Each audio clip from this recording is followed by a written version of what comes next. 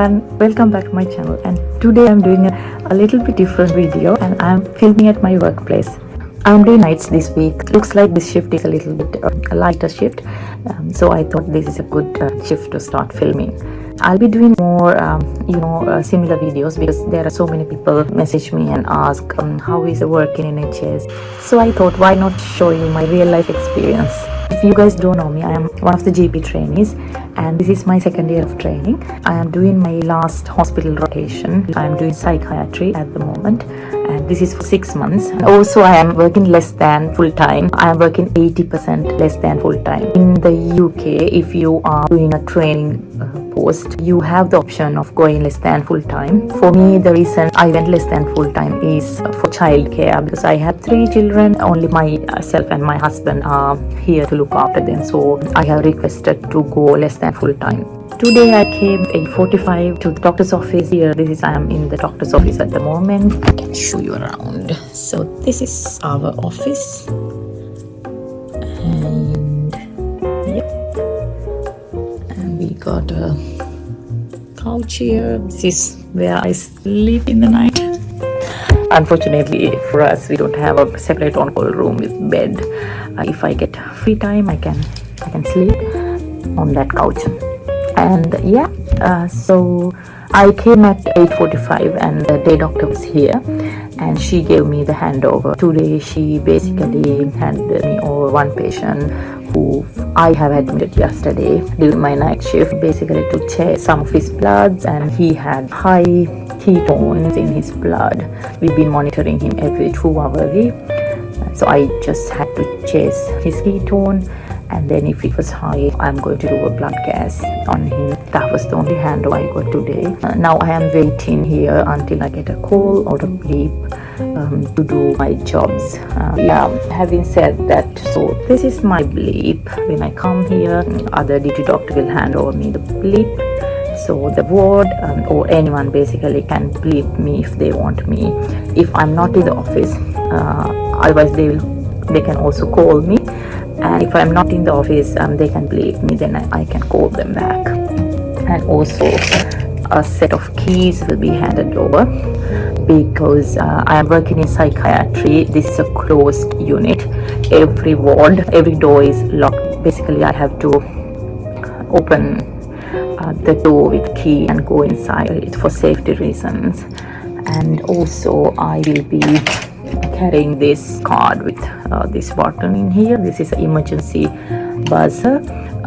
Because we are in a psychiatry unit, sometimes you can be, in a situation where patient is trying to attack you, hit you, or whatever. We have a policy because of the events happened in the past. We are trying to, prevent such things happen in future. So we have a safety policy. Basically, things like the doors will be locked always. If I am assessing a patient, I will be doing it in an open assessment area rather than in patient's room, so everyone can see if there is any threat to me. And I will never be going alone. I'll be with 1 or 2 other staff members, and like the basic things, like if it's a very high risk patient, I will be close to the door and the patient will be on the other side, so I can go out if I need to. And also the chairs, and like they're sand filled chairs, so they are very heavy. No one can lift it, so if a patient decides to lift a chair and hit me, so that they can't do it. And yeah, so if things goes wrong, I can press this and within a second 10-15 staff members will be coming towards me, and like they will be attending the situation and all. And basically, if you press the button, there is a machine on the wall and it shows the location of the buzzer, so they can easily come there. They basically they're very quick and within seconds they will be coming. So yeah, so I got my bleed, I got my other stuff, and I'm basically waiting for someone to call me, and let's see how it goes. Okay, so I got a call. Basically now this patient is 16 years old and she has done some self-harm, and come to the ED. Psychiatry unit is a separate building from the main hospital, and emergency department is in the main hospital is like 10-15 minutes walk from here. So I am taking my PLAB because if the ward need to contact me, they will be bleeping me, and I am going to drive because it's quicker if I drive there. I don't like to walk in the night. Yeah, so let's go and see.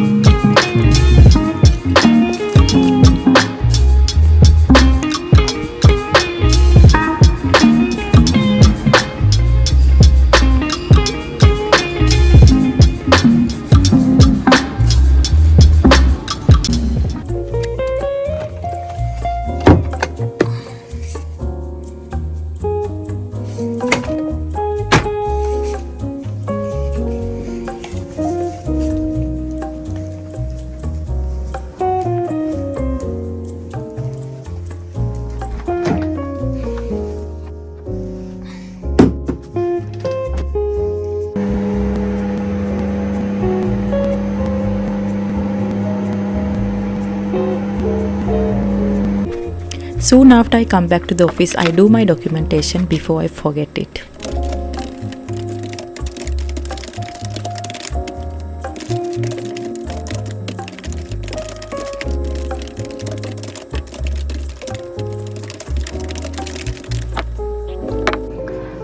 So I am back from the ED and we have assessed the patient and decided that she can go home, no need of admission. It was a quite interesting case though. So I got 2 bleeps when I was in the ED. It's 2 o'clock in the morning. I went there around 12:20, midnight past. It takes a long time to assess a psychiatric patient, unlike other medical patient. Usually in the ward also I've seen that it takes a long time to take history and also to document. So I finished with that patient and I'm glad that she's not getting admitted. So I had to answer these 2 bleeps from the ward. Let's have a look what they. I got my coffee as well. In this unit we have to bring our milk, coffee, everything from home and make your coffee. You don't get anything from the hospital. I don't know if you are expected to get this stuff, but in my other units I always had milk, tea, coffee, sugar, everything in the kitchen, but not here. I bought my milk from home and made the coffee.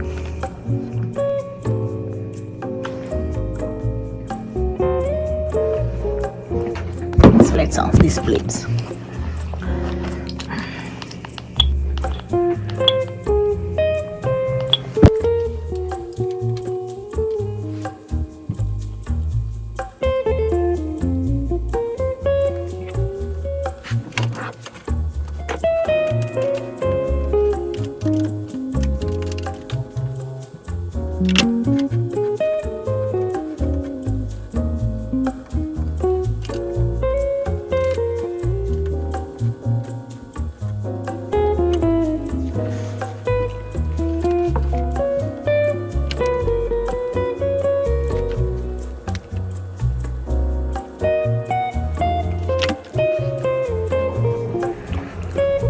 So I finished dealing with those 2 calls from the ward. Luckily I didn't have to go up to the ward and I could do it from here using my computer system. And now I literally have a little bit of free time and it's 3 o'clock in the morning, and I don't feel sleepy, so I thought I should do some work in my portfolio. I quite like my portfolio work, but not everyone like it. Some people see it as a burden, but I enjoy it because I like journaling basically. So I like to write what I have done and what happened and everything, and reflect on the situation. And also in my portfolio, I can show you in my like in the GP portfolio, we have this nice dashboard. So I'll show you. And this is our dashboard, and these dots here, like you have to basically fill all the dots, and I quite like it. I quite like to see all the green dots and gray dots are filled. So my main aim to chase and do stuff, so that I can in the end of my 6 months, everything is 100% done in my portfolio. I have few cases I have seen last week, which I thought too good to record in my portfolio. And also I have done a presentation last week, a case presentation. I need to record that as well. And what else? I might as well do this encounter in the emergency department, because I went with the mental health liaison team. This type of interactions with other teams, we better record in our portfolio, so I can flag one of my capabilities. Yep, so let's do it.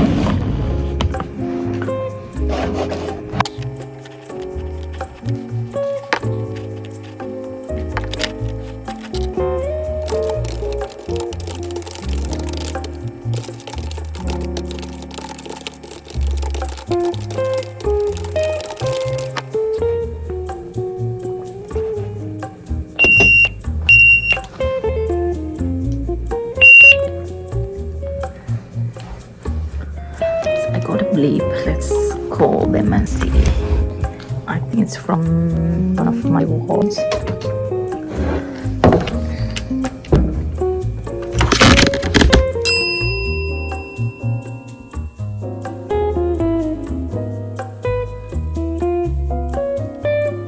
Patient I know in the ward.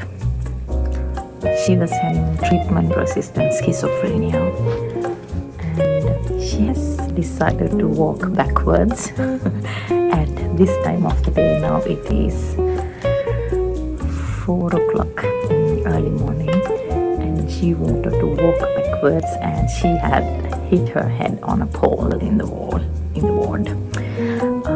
a metal pole, and had fallen. So I will go and see her and come back.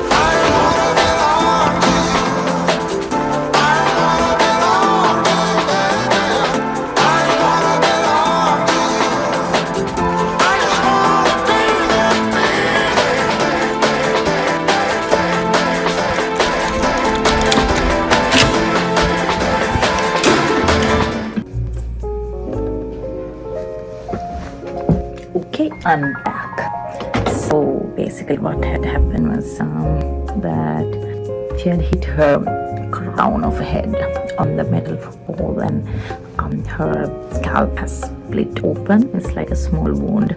We had to, clean the wound, arrest the bleeding, and I basically assessed her neurologically to see if she has had any head injuries. Her vitals are fine, but it's a bit foggy and looks like she's got a hematoma underneath, so I need to because of the impact of the injury, I think it's better if I get a CT scan of her head to see, basically to exclude any intracranial bleeds. And because there is a wound, I told the nurses to send her to the emergency department to get the wound sorted. And I did a CT request. I went with them and talked to the radiographer. They were happy to do the CT scan, and I came back. So she's literally in the emergency department now. We'll be back.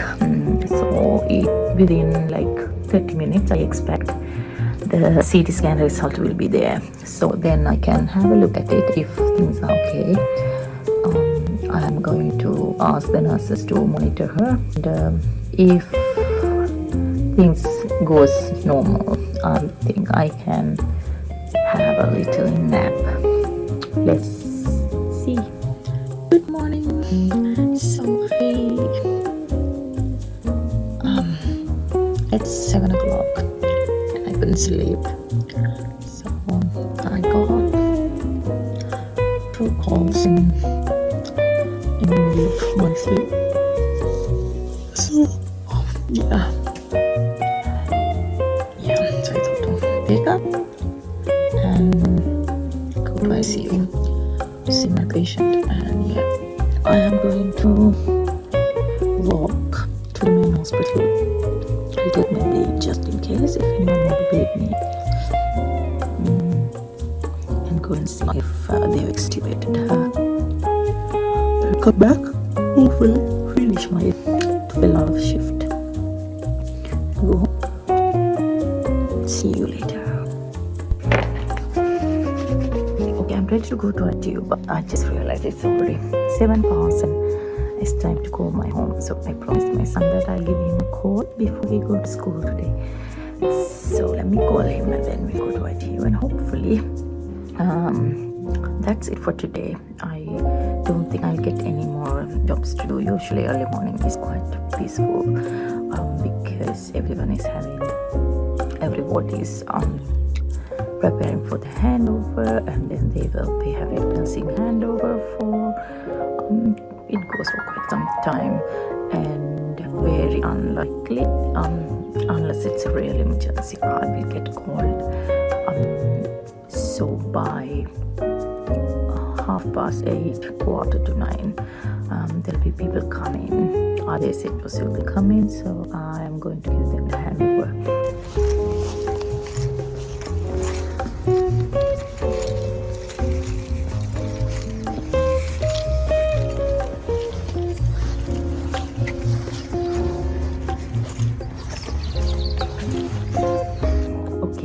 I'm back from the ITU, and so the patient is still not extubated, and there's been no major changes since my last 2 visits.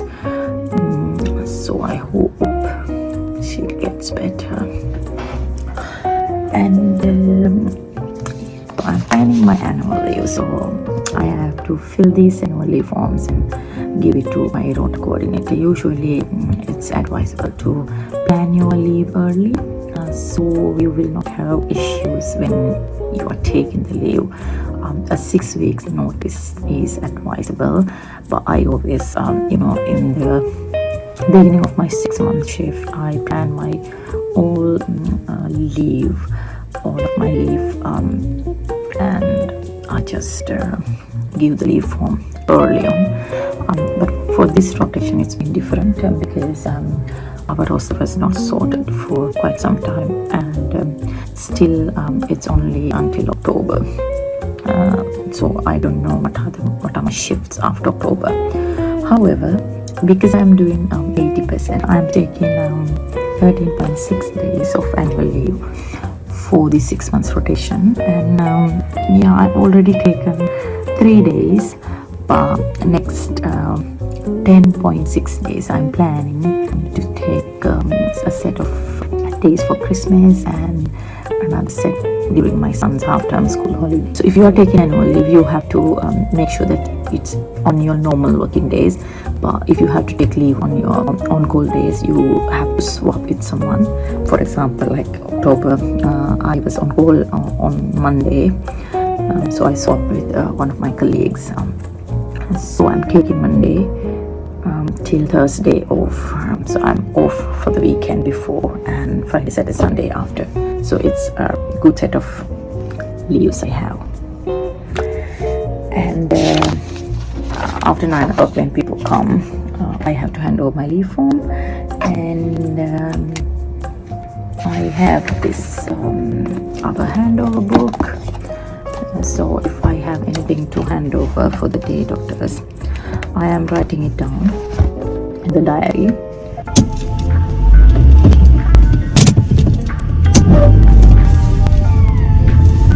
Okay, so I have finished my shift and it's 9:20 now. I'm driving back home.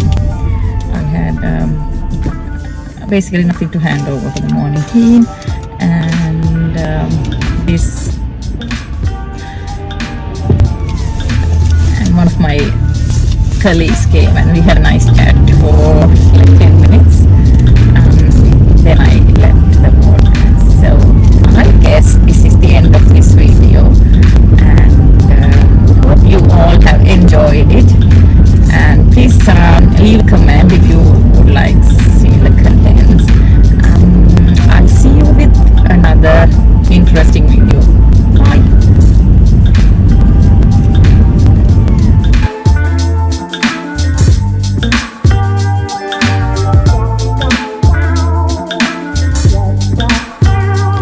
When I go home, Nakul, my elder son, will be in the school. My husband usually take the other two also in the stroller when they walk to the school to drop him. Look who is having the breakfast here.